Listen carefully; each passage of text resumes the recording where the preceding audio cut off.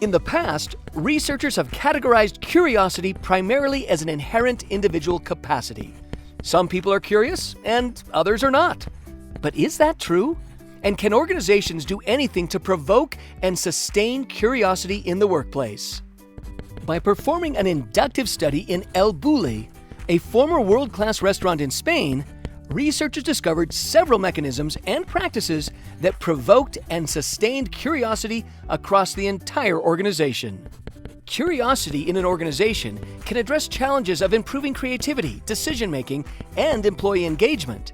At El Bulli, researchers first identified codified provocations that stimulated curiosity, such as creating formal principles and spaces where chefs could conduct R&D in the off-season without the pressure of creating flawless outcomes for customers.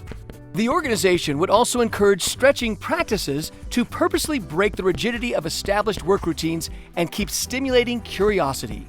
Sometimes, for example, chefs would break into opposing teams and compete with each other, or change the restaurant's operational cycle from spring-summer to autumn-winter to be exposed to a new set of ingredients.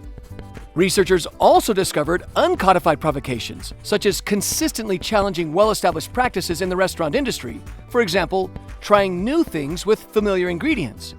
Codified and uncodified provocations interact in a reinforcing cycle that ensures continuous curiosity. Across all provocations, the organization also encouraged its workers to embrace periods of relaxing, sometimes even going on trips together, wherein employees could take breaks from the endless race of creating new things for the restaurant business. Wonder how to inspire organizational members to be curious? If so, you may want to read this paper.